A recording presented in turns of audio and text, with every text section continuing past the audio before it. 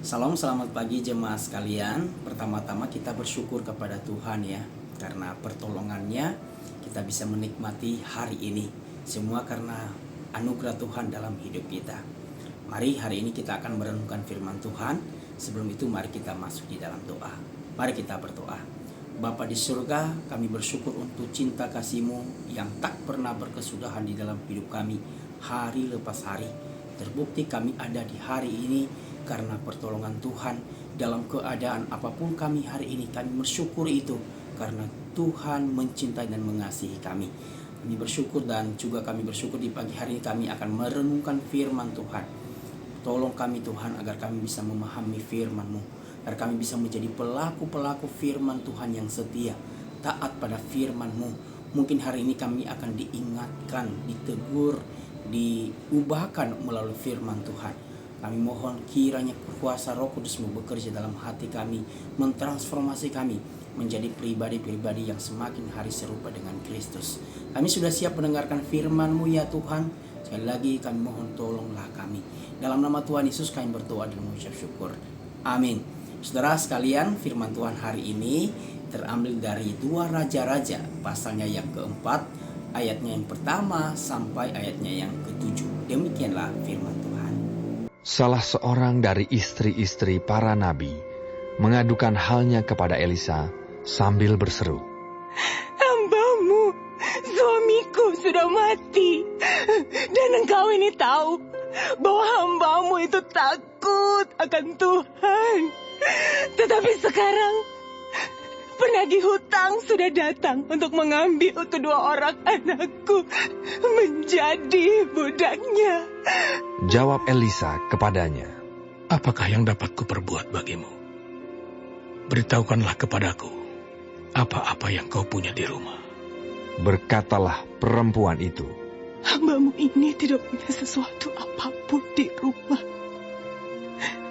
kecuali sebuah buli-buli berisi minyak."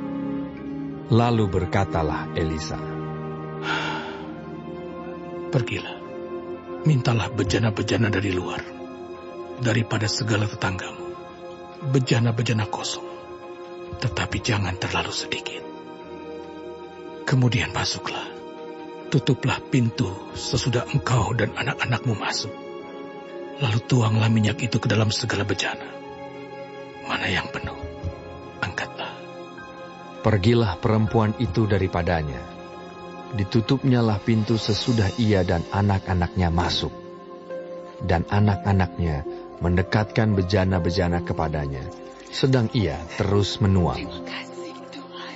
Ketika bejana-bejana itu sudah penuh, berkatalah perempuan itu kepada anaknya. Dekatkanlah kepadaku sebuah bejana lagi. Tetapi jawabnya kepada ibunya. Tidak ada lagi bejana. Lalu berhentilah minyak itu mengalir.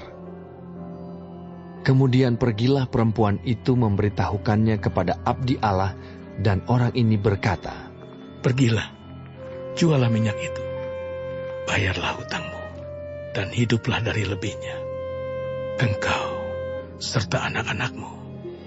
Saudara, tema kita hari ini adalah bukan sekedar memberi, tetapi memberdayakan. Saudara, salah satu kesalahan terbesar sebagai orang tua, khususnya dalam mendidik anak, adalah mengikuti semua keinginan anak dengan memberi dengan segera, tanpa melalui sebuah proses yang panjang. Misalnya, anak minta belikan motor, orang tua langsung belikan. Harusnya anak yang sudah besar atau yang sudah dewasa, dia harus belajar berjuang untuk mendapatkan yang baik dengan bekerja atau mempergunakan talenta yang sudah Tuhan berikan kepadanya. Baru kalau uangnya kurang, orang tua mencukupinya. Saudara, dalam teks yang kita baca hari ini, di sana ada seorang janda, dan seorang janda ini tanpa penghasilan. Hutangnya sudah menumpuk, anak-anaknya hampir dijadikan budak atau pembantu orang sebagai pembayar hutangnya. Ia datang kepada Nabi Elisa, ia meminta pertolongannya. Namun perhatikan bagaimana Elisa yang adalah Nabi Allah itu, bagaimana ia merespon janda ini. Ia tidak langsung mengeluarkan uangnya, ia tidak langsung mengambil uang dari kantongnya. ia tidak langsung memberi beras atau sembako kepada janda itu. Ia memberikan sesuatu yang jauh lebih berharga, yaitu sebuah ide, sebuah arah, dan sebuah proses kepada janda ini. Mari kita perhatikan, saudara, bagaimana Elisa itu tidak langsung memberi apa yang menjadi kebutuhan janda ini. Ia mulai dengan apa? Dia mulai dengan pertanyaan-pertanyaan. Elisa bertanya begini, apakah yang dapat kuperbuat bagimu? Beritahukanlah kepadaku, apa yang kau punya di rumah? Ini bukan sekedar pertanyaan basa-basi, saudara. Ini adalah cara Elisa menolak asumsi bahwa ia harus langsung memberi bantuan. Ia harus tahu dulu tentang kehidupan janda ini. Ia mengajarkan bahwa sebelum kita bisa menolong seseorang, kita perlu mengenal situasi secara nyata tentang orang itu. Kita mulai dengar cara apa? Kita mulai dengan mendengar, bukan dengan berbicara. Kita bertanya, kita mendengar. Kita mulai dengan mengenali potensi yang sudah ada pada diri mereka. Sebenarnya mereka punya apa? Kemudian setelah itu Elisa bertanya dan mengetahui apa yang janda ini miliki, yaitu ia memiliki buli-buli yang berisi minyak. Ia memberi ide, yaitu gimana? Mintalah bejana-bejana kosong dari tetangga-tetanggamu. Kemudian tuangkanlah minyak itu ke dalam semua bejana yang sudah kamu minta dari tetangga-tetanggamu itu. Saudara, perhatikan, Elisa tidak memberi uang, tidak langsung memberi bejana, tidak pula menuangkan minyak sendiri. Ia memberikan petunjuk yang jelas untuk memberdayakan janda itu. Saudara yang dikasih oleh Tuhan, demikian juga dengan kita. Ketika kita ingin sekali menolong orang lain, kita tidak harus langsung memberi uang, memberikan sembako, dan lain sebagainya. Melainkan kita dapat memberikan ide sesuai dengan apa yang mereka punyai, seperti skill, talenta, dan lain sebagainya. Ingat pepatah lama mengatakan, jika kamu memberi seseorang ikan, kamu memberi makan untuk 1 hari. Jika kamu mengajarnya memancing, kamu memberi makan seumur hidup. Saudara, puji Tuhannya adalah janda ini segera melakukan apa yang disampaikan Elisa kepadanya. Kemudian ia mengumpulkan bejana-bejana dari tetangga-tetangganya, menutup pintu dan mulai menuangkan minyak itu. Minyak itu tidak berhenti mengalir selama masih ada bejana yang kosong. Inilah keindahan dari pertolongan yang memberdayakan. Si janda sendirilah yang bekerja. Ia pergi mencari, ia pergi mengetuk pintu tetangganya untuk meminjam bejana itu. Kemudian ia menuangkan minyak itu dengan sendirian. Elisa hanya memberi ide dan arahan kepadanya. Kerja kerasnya adalah milik si janda dan keberhasilan pun menjadi miliknya sepenuhnya. Saudara, pertolongan yang baik tidak menciptakan ketergantungan, melainkan kemandirian.